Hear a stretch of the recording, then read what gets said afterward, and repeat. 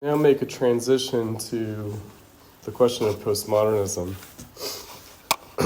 So I think that I've mentioned to you guys previously that when I started teaching here at SAIC many years ago now, it was after some time had passed since I had myself gotten a Master of Fine Arts here in the early 90s. And when I was a grad student here, when I was a Master of Fine Arts student here, that was maybe the height of postmodernism in terms of academic currency, we might say. Also, when I was in college, at Hampshire College, postmodernism was very much in vogue at that time. Now, what's meant by postmodernism is a little curious, and it's the subject of the readings that we had for today. Meaning,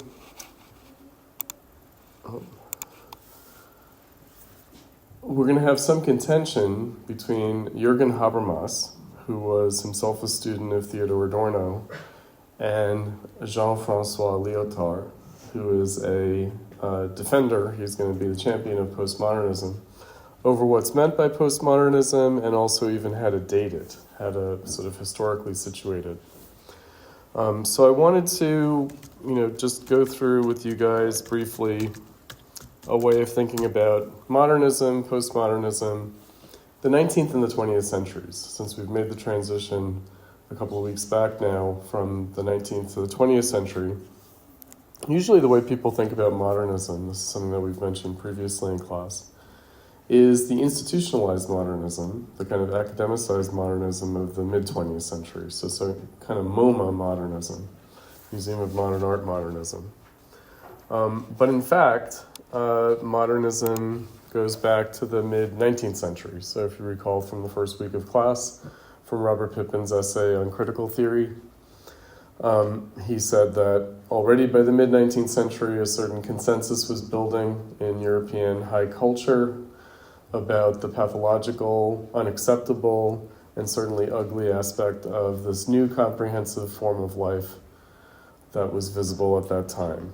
And of course, he leaves unstated what that comprehensive form of life is. It's capitalism. It's after the Industrial Revolution. So the Industrial Revolution, conventionally dated from about 1750 to 1850, starts in England and then spreads to the continent after the French Revolution. So we could say from 1750 to about 1800, it's pretty much England, but then from 1800 to about 1850, it spreads in the aftermath of the French Revolution to Western Europe, namely France in particular, but also the Netherlands, Belgium, and it starts to affect other countries as well, like the United States and Germany and elsewhere. However, the Industrial Revolution has a second phase in the late 19th century, and that brings it really full force to places like Japan, Germany, and the United States, leading up to World War I. So, post-1848, we read Clement Greenberg's article on Avant-garde and kitsch, and he talked about the relationship between the two avant-gardes, the political avant-garde and the artistic avant-garde. So by the political avant-garde, Greenberg meant Marxism, but maybe not just Marxism, maybe socialism and communism more broadly, circa 1848. And the artistic avant-garde, which we've addressed via Baudelaire, Courbet, Manet, the Impressionists, but really Courbet and Baudelaire as circa 1848 figures, as mid-19th century figures. We've also talked about modernism as an expression of a crisis of bourgeois culture and art, of bourgeois society and capitalism, that the reflex in the realm of art and culture is to try to address this crisis by aesthetically objectifying it, by trying to give form to the new sensibility, the new feelings, the new psychology that has manifested in the mid-19th century in capitalism. But also maybe it's not simply a sensibility or a feeling or a psychology, but rather a crisis of those things, so that it sort of eludes definition, it eludes objectification in that respect. So modernity, Jürgen Habermas, his essay that we had on the reading for today, an incomplete project, modernity, an incomplete project, modernity being Baudelaire's term, modernity, meaning what's unique and specific to the capitalist era.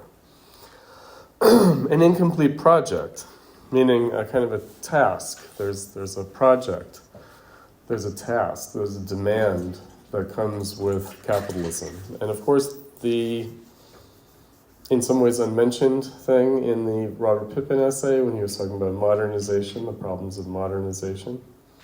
But also in Habermas, it's sort of soft-pedaled.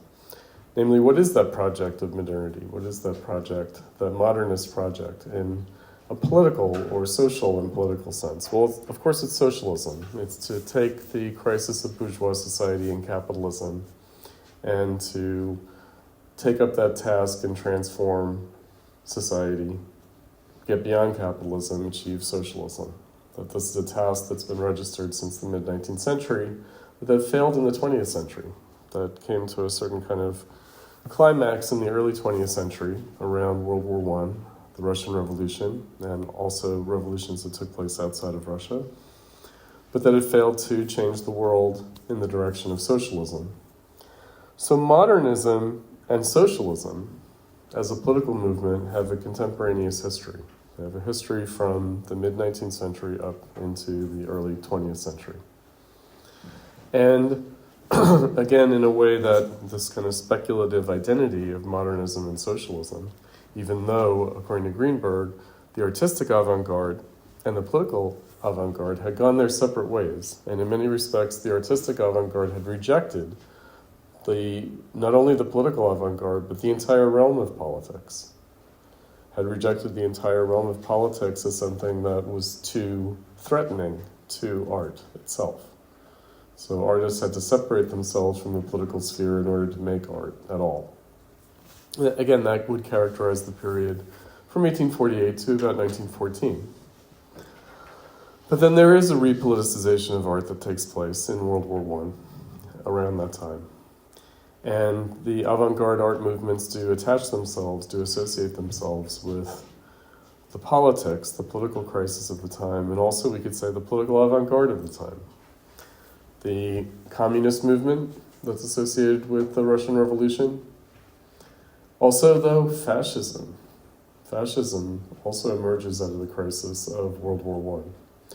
So when we were looking at Benjamin's work of art in the age of mechanical reproduction, what we saw there was that the futurists in Italy had associated themselves with fascism, with Mussolini fascism. And Mussolini fascism is a little bit different from Hitler Nazism, but nonetheless was inspirational for Hitler and Nazism.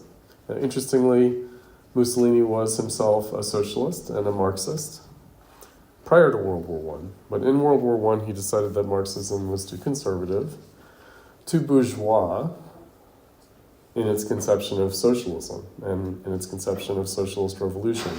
So he invented fascism in order to be more radical than he thought Marxism could be. And it's that kind of radicalism, that kind of revolutionism, that attracted the artistic avant-garde, not only to fascism in a place like Italy, but also to the Russian Revolution, to communism in the Soviet Union. So the early Soviet Union, the Soviet Union of the time of the revolution in the 1920s, did have associated with it avant-garde artistic movements. Right, like suprematism, Malevich, constructivism, all sorts of movements. And we looked at that short piece by Trotsky, who's one of the leaders of the Russian Revolution in 1917, about art and politics in our epoch, written in 1938, but looking back on the time of the early Soviet Union, the aftermath of the Russian Revolution, where he recalled that, of course, it was not the goal of the Bolsheviks or of that Union of Soviet Socialist Workers' Republics, USSR, to dictate cultural or artistic policy, but that only became the case when the Soviet Union was bureaucratized with Stalinism in the late 1920s and really in the 1930s, with the declaration of socialist realism and a kind of hostility to modernism that took hold in the communist movement, not only in the Soviet Union, but throughout the world, because of course the Soviet Union was inspirational for political movements throughout the world. There were mass communist parties that developed in the 1920s and 30s, and that continued after World War II for some time. And the official style, the official aesthetic, was socialist realism, and it was pitched against modernism. It was very hostile to modernism. I raise this because Leotard, in his response to Habermas on the unfinished project of modernity, says, well, no, there was no such unfinished project, and indeed that project was repressive. It led to state terror, the Gulag, etc. It led to the totalitarianism seen in the East Bloc. And so Habermas, who does not want to reproduce Stalinism, Leotard says, well, this view of modernism is going to lead us back there. So what was meant by that? And this gets to the issue that we've raised in previous class sessions, the 20th century separation of modernism and the avant-garde. Meaning, what would have been synonymous in the 19th century, what Greenberg described as superior consciousness of history that characterizes the avant-garde, also characterized modernism. It characterized Baudelarian modernism. It characterized all the modernist movements up to that time. So superior consciousness of history means consciousness of modernity, means consciousness of capitalism in that respect, in the modern world. The new tasks of art in the modern world that make it impossible to make an authentic art that just copies the art of the past, that tries to be traditional. And so the idea is that that's actually not available to us. But then modernism, in that avant-garde sense, itself experienced a crisis around World War I. Again, the separation of the political and the artistic avant-garde, that kind of coexistence, almost the definition of art as opposed to society, in that respect, that gets troubled and breaks down in World War I with the politicization of art again around that crisis.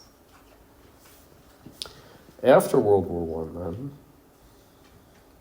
there is a degree to which modernism continues as depoliticized, as just trying to carry on art, again, separate from the danger, the threat of politics, whereas the avant-garde, the 20th century avant-garde, does stay in some way associated with the political crisis of capitalism. So after World War I, we get political art, we get kind of political movement art, we get kind of fascist art, communist art, we get nationalist art, we get liberal democratic art in the United States. We get all sorts of institutionalized, politicized, modernist art, which Greenberg had called kitsch. So kitsch has the same features, whether in FDR's New Deal America or in the Stalinist Soviet Union, in socialist realism, or in Hitler's Germany, or really predominantly in Mussolini's fascist Italy, although Mussolini does allow for a certain level of modernism to survive, but again, the official art is very much in this kind of heroic political style. He calls that kitsch. He calls it rear guard as opposed to avant-garde or forward vanguard art, because what it's doing is it's copying the avant-garde but taking away its consciousness of history. It's copying the avant-garde, but taking away its consciousness of history, taking away the task, consciousness of the task of history. Okay, so what's at stake here? Habermas giving a speech, it's the Adorno Prize speech, around 1980, around the time when the counterculture movements of the new social movements and the counterculture of the new left in the 60s and 70s had ebbed, had started to retreat. And you got to turn to the right. Starting in the 1970s, but really achieving a climax in 1980 with the election of Ronald Reagan in the United States and Margaret Thatcher in Britain, but also a certain kind of conservatism with the socialist president, Francois Mitterrand, in France. It's what is now called the beginning of the neoliberal era, like a sort of a new form of capitalism that starts in the late 70s and really takes hold in the 1980s. And Habermas associates postmodernism with that conservative turn. He associates that conservative turn with postmodernism. And he associates postmodernism with other forms of conservatism. He has a sort of taxonomy or classification of 3 different kinds of conservatism. He talks about the old conservatives. They're simply the traditional conservatives. The neoconservatives, and his example is Danielle Bell, who we also read for today. The neoconservatives, meaning the people who want to conserve, in a kind of paradoxical way, the achievements of modernism, as opposed to the old conservatives who want to return society back to a kind of pre-modernist era. And then he calls the young conservatives. He calls them, the third category is the young conservatives. And the young conservatives are the postmodernists. The young conservatives are the postmodernists. So Foucault and Derrida and others like Deleuze, the young conservatives, the postmodernists. So what characterizes them? Well, they embrace cultural radicalism while also accepting a conservatism with respect to politics and economics. So he has sort of, Habermas has a kind of tripartite division between politics, economics, and culture. And in that way, he's following Danielle Bell. Danielle Bell described himself as a neoconservative.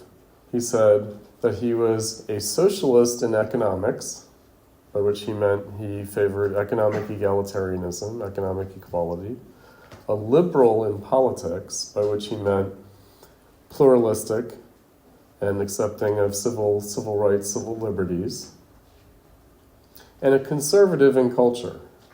A conservative in culture. So again, this is the neoconservative category, which means something different from the more recent neocon thing that we've dealt with in foreign policy. It's a different thing. So neoconservative, conservative in culture, but he didn't mean conservative in the sense of traditionalism, like pre-modern, but rather conservative in culture, meaning he wanted to, again, preserve the cultural achievements and the artistic achievements of modernism of the 19th and 20th century. Leotard, who's writing in response to champion postmodernism, he's defending the cultural radicalism of the young conservatives. And he's also denying that cultural radicalism is bought or achieved at the cost or the expense of conservatism in the other domains, in economics and politics.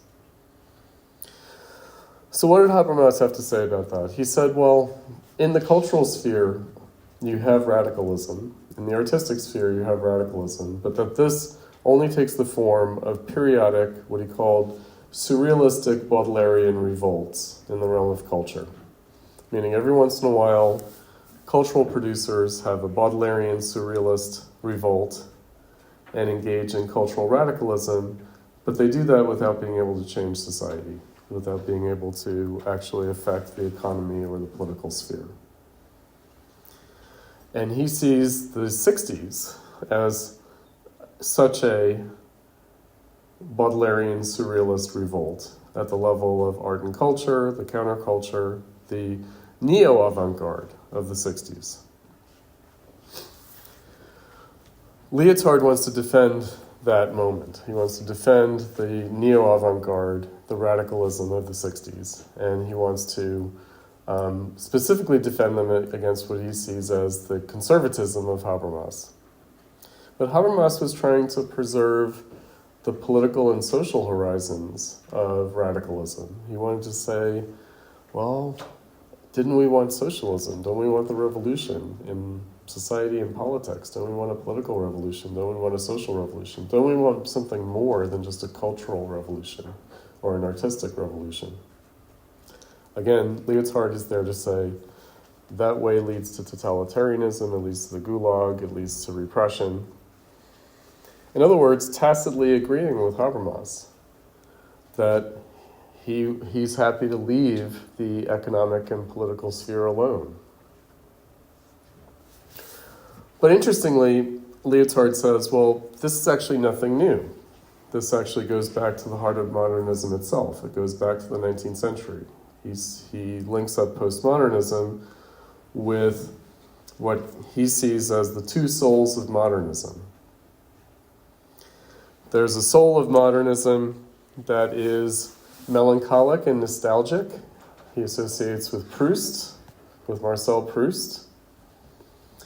And then there's something that's more indeterminate and therefore more radical that he associates with James Joyce and Kafka.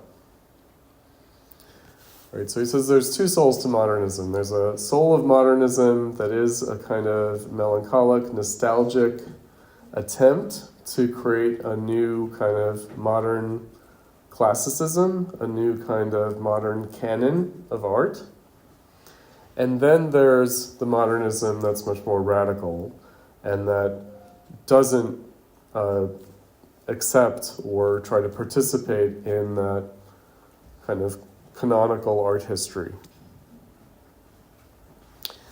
This is going to be important next week when we look at Michael Fried on minimalist sculpture and Rosalind Krauss and her addressing kind of post-sculptural art like earthworks and that kind of stuff, installation art. So keep this in mind. So again, the idea that there are two souls of modernism. Now, earlier in the course, we talked about modernism as an outgrowth of Romanticism, meaning Romanticism had this sense of loss. It had a sense of, okay, we can no longer be participants in a kind of classical tradition. We can't be classicists. We can't just develop on the basis of the old masters and participate in the canon, but that somehow we've lost that ability. And therefore, there's a desire expressed in romantic art to return to the roots, the original moment of that canon. And that can be posed in a variety of ways. It can be a kind of return to the Renaissance old masters. It can be a return to a pre-Renaissance medieval artistic tradition. It can also be a return to classical antiquity, to ancient Greek and Roman art. Or it can also look to non-Western art as a source of authentic culture and aesthetic form. But it does so in this kind of melancholic, nostalgic way, out of a sense of loss. And that Baudelaire, with his modernist program, tries to flip the values there and say, well, actually, we haven't lost something, we've gained something. Meaning, we're in a new situation, and we shouldn't treat that as just the loss of the old situation, but as the gain of this new situation. We should rise to that task. Right, so modernism shares that same sense of loss and crisis that informed Romanticism, but it flips the value of it. It tries to turn it from a negative into a positive value. And that's really the question. The question is, what would that positive value be? Now, interestingly, the idea that there might be two souls to modernism, there might be one that is a more rearguard modernism, that is anxious to canonize and institutionalize modernism, and a more avant-garde modernism that's more radical and indeterminate, that might point to a contradiction in modernism itself. Right? So rather than just two different competing principles or values, there might be an inner contradiction that demands a more dialectical approach. Meaning, rather than championing one style over another style, seeing their intrinsic connection and seeing them as expressing a problem that we're still located in capitalism. Meaning that capitalism itself has a kind of forward character and a backward character. It has an avant-garde character and it has a rearguard character. It has an avant-garde character and it has a kitsch character. So let's remind ourselves about kitsch, about what Greenberg had to say about kitsch.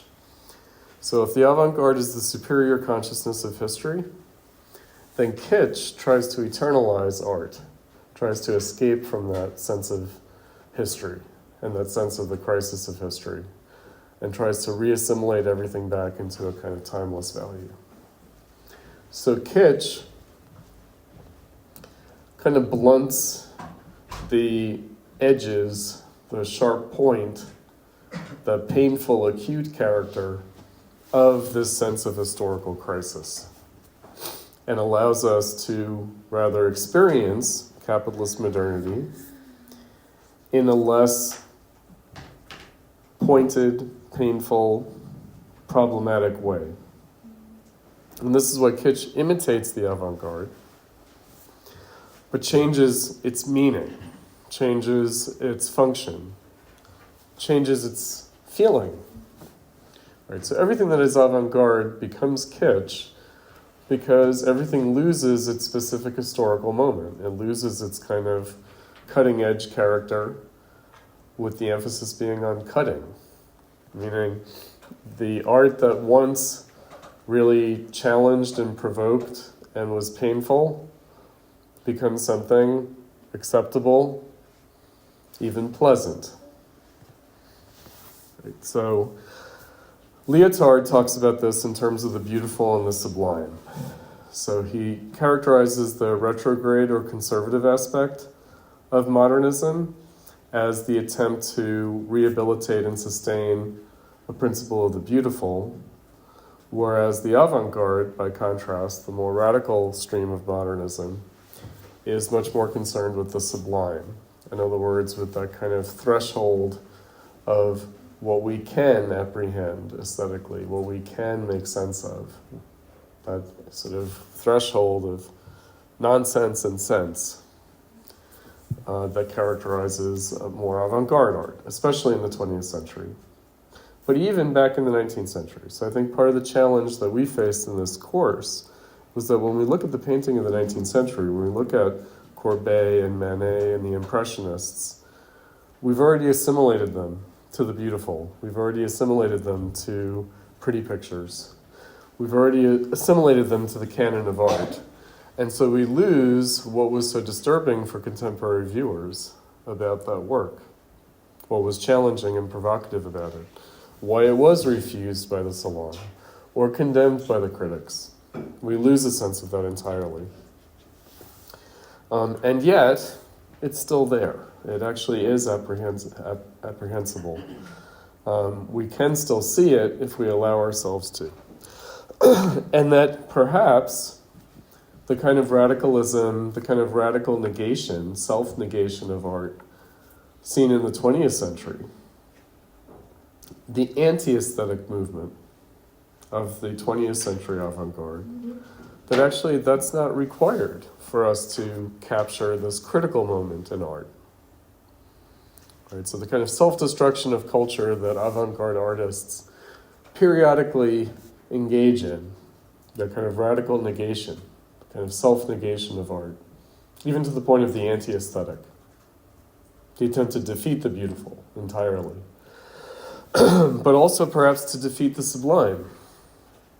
In other words, to take the sublime out of the realm of the human subject and put it into some other domain, like form for its own sake. Form for its own sake, which is where Leotard tends to go. Now, I'll say something about Leotard and why he's interesting in this respect. So, on the one hand, he wants to preserve this radical avant-garde aesthetic, or radical character to avant-garde form. Actually, he was very much interested in the philosophy of science. And in this way, he was trying to sustain an older tradition. He makes mention of this in the essay, of the Surrealists. So the Surrealists, as a 20th century avant-garde movement, I think that when we talked about photography, I pointed out that the Surrealists are trying to follow Baudelaire, but unlike Baudelaire, who saw something barbaric about photography, especially if photography were to replace painting, but the Surrealists actually embrace photography, and they embrace it specifically as surrealist. And again, the term surrealism here means more real than realist, more real in some ways than reality itself. Again, what we've discussed in terms of photography, the fact that photography gives us more than we might want out of a pictorial representation, the optical unconscious that Benjamin talked about. So, the Surrealists also thought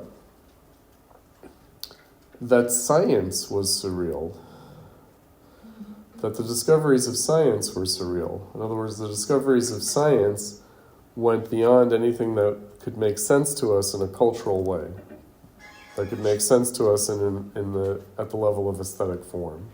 That science was inherently surrealist.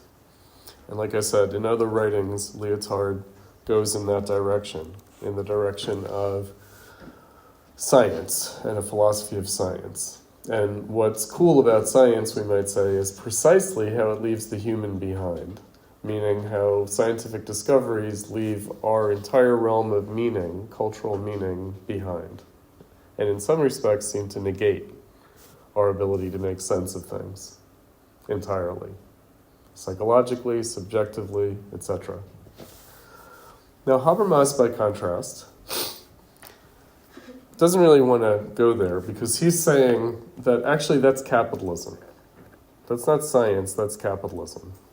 In other words, what Leotard is describing as sublimity, as the value as opposed to the beautiful, is actually capitalism. Meaning capitalism is this terrifying phenomenon that negates all meaning and that negates all sense. It's an alienated social dynamic that completely defeats the human subject's ability to grasp it, whether conceptually or aesthetically.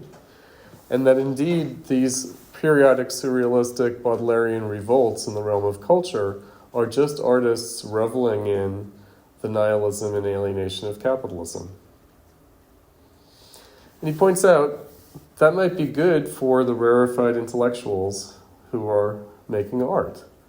But it won't do for the working class. It won't do for the great masses of people who still want art and culture. They still want an art and culture that helps them make sense of their lives. They don't want art and culture that tells them that it's impossible to make sense of your life. Right? They don't want art and culture that defeats them in their sense of subjective experience and agency. But it's not a matter of the rarefied artists, the specialized technicians of art, the regime of experts, which all of you are joining by going to school at the Art Institute. Yes, you're trying to be trained as the new cultural apparatus in one respect or another. But the point, again, going back to Benjamin, the author as producer that we read last week, is not to just fill things with working class content. But really the issue is, are you creating conditions where the working class can reappropriate culture and art from the regime of experts, where they can actually participate in cultural and artistic creation? Or is it just a matter of trying to tailor consumption goods to their desires? Right? So are we feeding the apparatus, to use Benjamin's language from the author as producer, or are we giving people the ability to reappropriate and transform the apparatus of culture and art? Right? Are we just creating new styles that will inevitably become kitsch in the sweep of history? Just as effects, to use Greenberg's language? Are we, as the avant-garde, just exploring new aesthetic effects, new styles that can be taken up into the commercial culture of capitalism? As Susan Buck-Morse pointed out in the first day of class, are we just producing the cultural producers of the next stage of capitalism? Is that what we're doing here in this classroom right now? Or is there an alternative? Is there something else that can be done? Can we make art and culture that invites the participation of and the reappropriation of, eventually, hopefully, and especially at a social and political level, art and culture from the bureaucratized, specialized regime of experts that capitalism generates? And that capitalism generates with a cadre of cultural producers who nonetheless tend to have a kind of nihilistic attitude towards their own practice. Tend to have a kind of self-negating, self-defeating comportment in their own practice. Now, of course, what Habermas was calling for was something that doesn't exist, namely a social and political circumstance in which that could happen. In other words, what Benjamin was talking about back in 1934 in The Author as Producer, where the intellectuals, including artists, could identify their own production with the condition of the masses, rather than just try to fill it with the content that supposedly corresponds to the culture of the masses. Because that would just mean producing kitsch. Also, in another respect, in the work of art in the age of mechanical reproduction, Benjamin said, he wrote there in the epilogue, that the formula of what he called fascism, but really authoritarian politics more generally, is that art and culture becomes a domain in which the masses are allowed to express themselves, but without being able to change society. Right? He called it the aestheticization of politics. The aestheticization of politics. And isn't that what happens not only in the realm of kitsch in culture and art, but also in the realm of kitsch politics, like the electoral politics that we have today? Right? We just went through an election, and now we're dealing with the aftermath of that election. Right? What was it about? It was a vibe election? It was a vibes election? Do you remember? It was a vibes election? What were, when we went to the DNC, me and Omer went to shoot film, a documentary film at the DNC here in Chicago. We also went up to shoot film at the RNC in Milwaukee. The RNC in Milwaukee didn't really have vibes, did it? Right? It was kind of a mess. Yeah. Like the Trump convention was kind of a mess. It was kind of like very human that way. All the seams were showing. Here in Chicago, the DNC was a completely scripted, totally disciplined phenomenon. But what was it? What were the vibes? It's like an NGO worker vibe. Yeah, but what were the slogans of the Harris campaign that were unveiled at the convention? I feel like I'm having like a Freudian aphasia or something. It's like for forgetting. Do any of you remember what the Harris campaigns? They had two catchwords, didn't they? It was signs that say we fight, we win. Well, yeah, that's too generic. It was freedom and something else. Because freedom had to do with like reproductive freedom, and then it was something else. Fuck, hold on, children. This will kill me. She just goes freedom, liberté, égalité. It's like No, they didn't do that. No, they certainly didn't do that. They didn't do that. Why we're not going back? Oh, well, right, we're not going back. Okay, that's lame. Because that just meant we're not going back to Trump, except, of course... I mean, the fact we don't really remember it that well maybe speaks to how Let's look at images. Oh, that blue one is so bad with contrast. All I read is not. Not. He does not. Freedom is one for sure, right? Freedom is definitely one, but there was another one. They had that whole fun campaign. Oh, no, it wasn't fun. Joy. Joy. Fuck, it was joy. Joy. Children, it was joy. It was joy and freedom. And she was the brat candidate, right? Yeah. Right? And somehow being a brat means that you're embodying joy and freedom? Fuck. We're really in Orwellian or Aldous Huxley Brave New World type shit. Right? She didn't give brat, she gave more neoliberal than... But that's the new version of neoliberal, was Yeah. brat. I mean, you know, it's just gone because it's not going to be Buttigieg. I'm trying to think of who could carry on the brat thing. Would Buttigieg? No, I don't know. But freedom and joy. Joy. Oh. Right? Yeah. So that was a lame attempt. They needed better artists on that campaign, I suppose. They needed better cultural producers on that campaign. Whereas I think that the Trump campaign just had no artists or cultural producers whatsoever. They just scraped the bottom of the barrel of whatever kitsch was available. They used songs from 40 years ago or something, right? Yeah, they didn't even really try. Whereas you know that they test marketed everything, the Democrats. You know that, right? And that's the best they could come up with, is joy. Okay. Anyway, so the masses. Can artists do something more than just give a kitsch style, a kitsch form, to the expression of the masses without being able to change society? That's really the stakes. Now, I think that I mentioned to you guys that when I started teaching here, I thought we were getting out of the postmodernist moment. I thought we were in a post-postmodernist moment. I thought we could kind of rethink these things and not be in this institutionalized, academicized, canonized, surrealistic Baudelarian revolt, this kind of institutionalized avant-gardism. Now, there's a danger there because there was a kind of neo-modernism. There was a kind of oh no, we're going to do painting now. Right? It was that kind of idea. But that we could at least get beyond the claims to being somehow politically radical because we're aesthetically radical. That we could sort of admit that maybe this aesthetic radicalism was bought at the price of a kind of political conservatism, an abandonment of the attempt to change society, actually.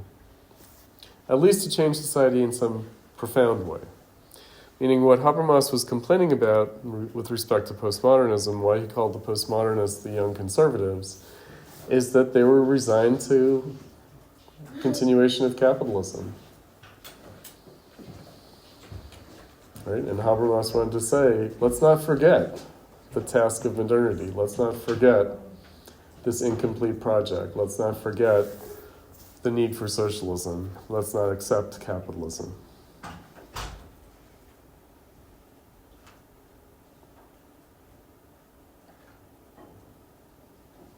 All right, that's what I've got for you guys.